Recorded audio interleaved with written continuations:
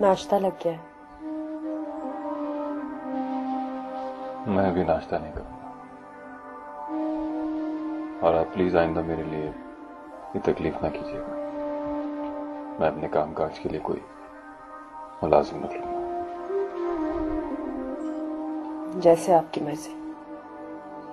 और अगर इस घर में आपका दिल ना लगता हो तो आप अपने किसी रिश्तेदार के यहाँ शिफ्ट हो सकते हैं।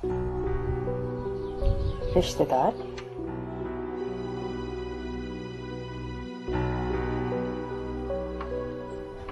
हो सकता है मॉरिशस में आपका कोई जानने वाला कोई रिश्तेदार मौजूद हो। अगर मॉरिशस में मेरा कोई रिश्तेदार होता तो आपके कहने से पहले मैं वहां शिफ्ट हो गई होती।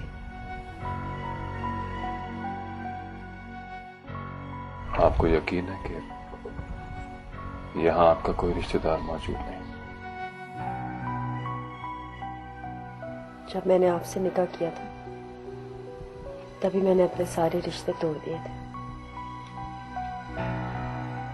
रिश्ता आपने तोड़ दिया होगा, लेकिन रिश्ते तो रिश्ते होते हैं। उनसे पीछा छुड़ाना इतना आसान नहीं होता। आसान तो जिंदगी में कुछ नहीं होता जलाल, लेकिन जिंदगी तो गुजारी जाती है।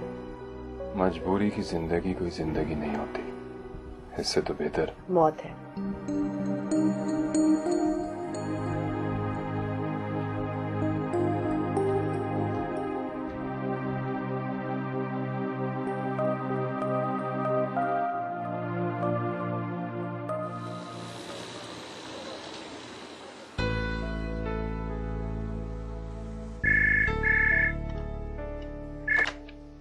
Hello mister Naveed. Yes. Sir Jalal ने मुझसे कहा था कि आपको इन्फॉर्म कर दूं। वो दिन में अवेलेबल नहीं होंगे, आप शाम को उनके घर आ सकते हैं। क्या आप उनसे ये नहीं कह सकते हैं कि ये मीटिंग एक दो दिन बाद रखें? Actually was not feeling well. Impossible sir, mister Jalal ने बहुत स्ट्रिक्टली कहा है। तो आप आ रहे हैं ना? जी मैं पहुंच जाऊँ।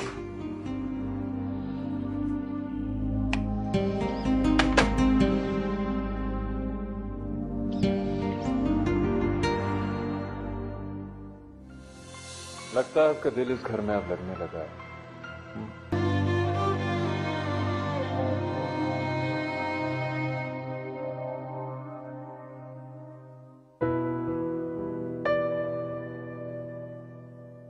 चलिए, शुक्र है आपकी तैयारी और शॉपिंग तो मुकम्मल हुई। भाई इतने अरसे बाद मैं पाकिस्तान जा रही हूँ, अब खाली हाथ जाने से तो रही। सबके लिए अगर कुछ थोड़ा थोड़ा भी लेके जाऊं तो काफी सामान हो जाता। अच्छा, सीट्स कंफर्म्ड है? इंशाल्लाह रात को रवानगी है।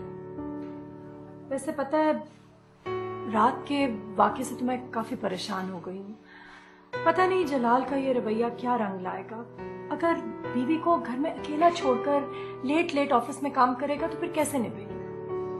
आप फिक्र मत करें, मियाँ बीवी का मसला है, वो दोनों खुद ही सॉल्व कर लें तो बेहतर है। ये अभी तक जलाल और नाजिया आए क्यों नहीं है? आ जाएंगे, पहले आप अपनी तैयारी पूरी कर लीजिए। लगता है इस बार लगेज ओवरवेट होने वाला है। आपको सिर्फ यही फिक्र है ना? अच्छा, मैं भी जरा अपनी चीजें पैक कर लूं।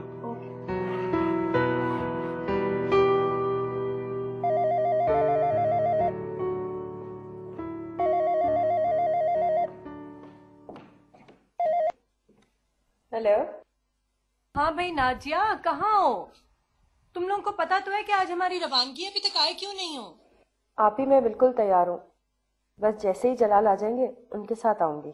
अच्छा भाई, फिर फोन करो जलाल को, पता करो कि वो कहाँ है और आ जाओ फिर, क्योंकि मैं और रफीक तुम्हारा इंतजार कर रहे हैं।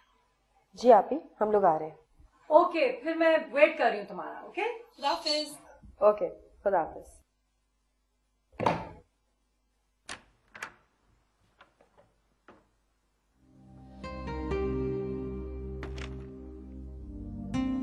जलाल, आपने इतनी देर लगा दी। फौजी आप ही हमारा कब से वेट करेंगे। उन लोगों की पाकिस्तान फ्लाइट है, वो हमें एक्सपेक्ट कर रही हैं।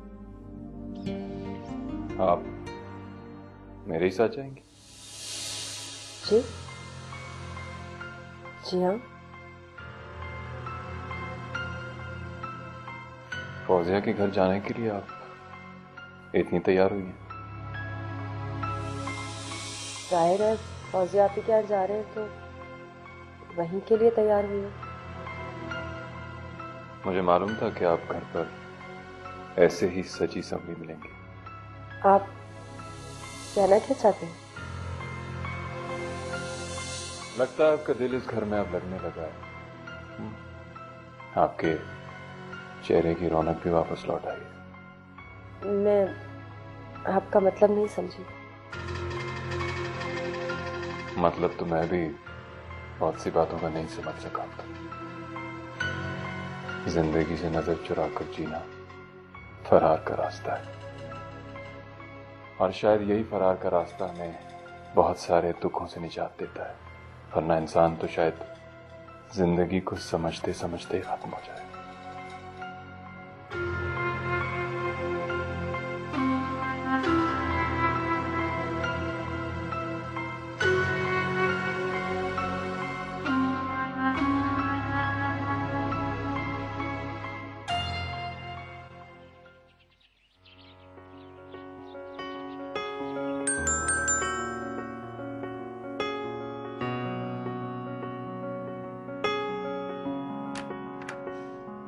अस्सलाम वालेकुम।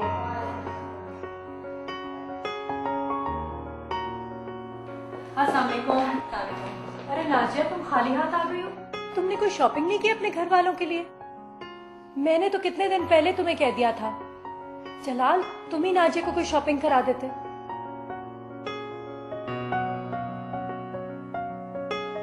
नहीं, वो बस मसरूफियत इतनी थी कि फुर्सत ही नहीं मिली। मैं खुद जाऊंगी तो ले जाऊंगी। अरे इन्होंने खुद बड़ी शॉपिंग की है सबके लिए, और फिर जलाल साहब के ससुराल वालों को भला कौन भूल सकता है।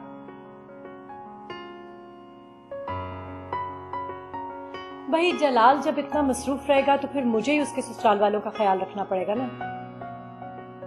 देखो जलाल, मैं तुमसे उम्र में 1 साल ही बड़ी सही, लेकिन मेरा तजुर्बा तुमसे कहीं ज्यादा है। देखो हम लोग अभी जा रहे हैं, नाजिया अकेली हो जाएगी।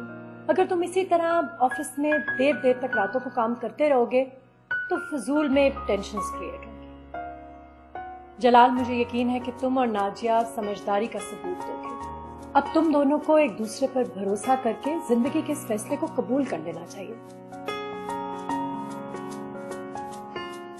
तौबा है, जाते जाते भी लेक्चर देने से बाज नहीं आना। तो आप बिल्कुल बेफिक्र रहें, मैं जो कुछ भी करूंगा नाजिया की खुशी के लिए करूंगा।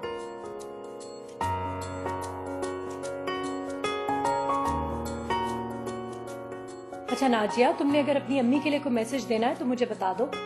और देखो तुम बिल्कुल परेशान ना हो, मैं तुम्हारी भी उतनी बहन हूँ जितनी कि मैं जलाल की हूँ, और अगर जलाल तुम्हें तंग करे तो तुम मुझसे उसकी शिकायत कर सकती हो। Thank you.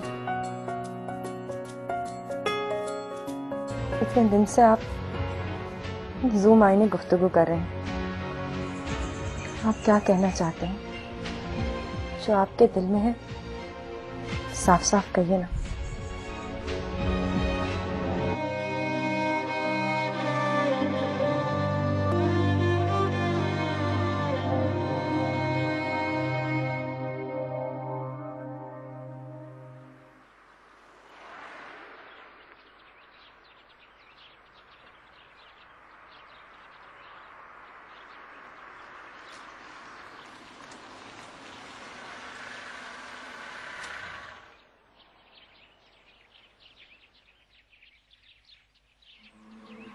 अब सोचते रहोगे या उतरोगे भी?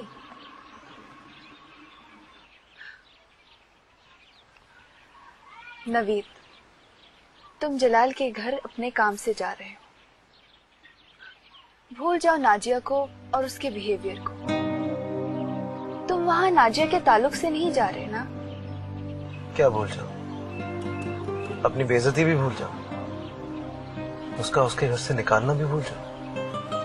अजीब आदमी, कभी उसके प्यार में तड़पते हो और कभी अपनी बेइज्जती पे नाराज होते हो। अरे बाबा, जब तुम किसी को इतना डिस्टर्ब करोगे तो क्या करेगा? वही ना जो नाजिया ने किया।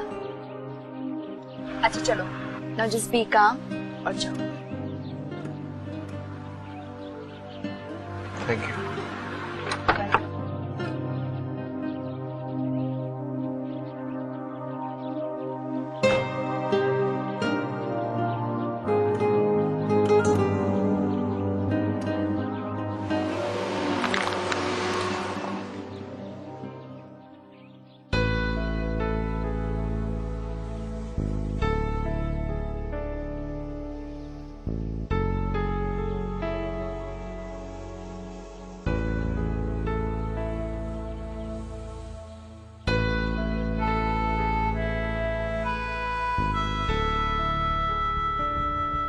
मैं आपसे कुछ बात करना चाहता हूं।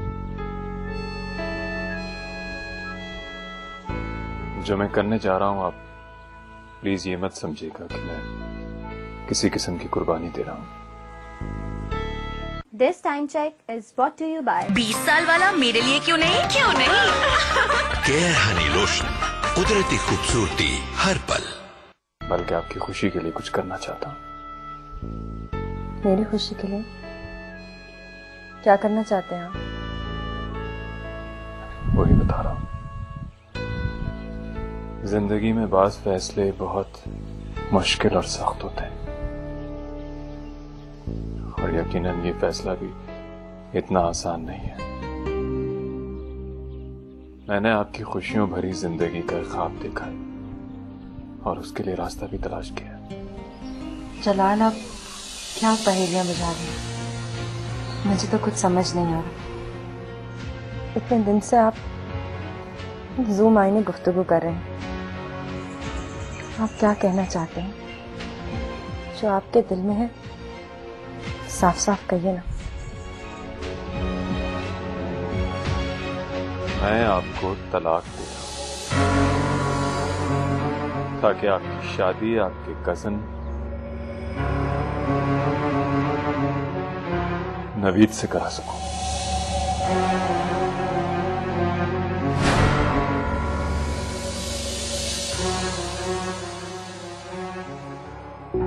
अगर आपकी और नवीद की यही खुशी है तो यकीनन मेरा फैसला बिल्कुल ठीक है। जलाल महमूद ने जिस तरह ब्रॉड माइंडेड बनके दिखाया है, उस तरह तुम्हें भी बनके दिखाना है और सारी हकीकत को खुले जहन से कबूल करना है। कौन? मैं पहचानी नहीं। मैं सुंबुल हूँ, मिसेस सुंबुल जलाल।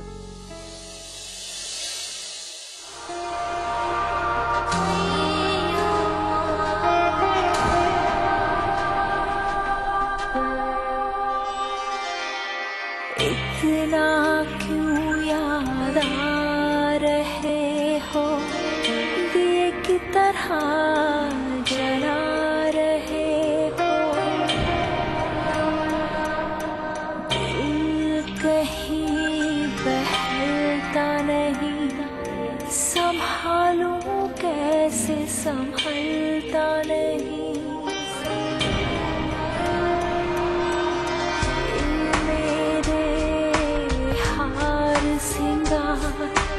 कब तक करूं इंतज़ार, रुक ना जाए सांसें, क्यों मुझे सता रहे हो,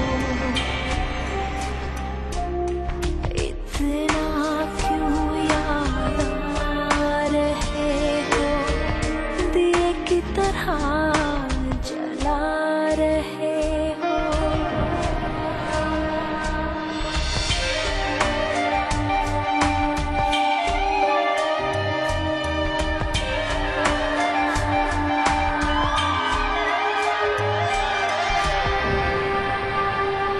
तुम्हें कुछ खबर नहीं है, चाहतों का असर नहीं है, किस दुनिया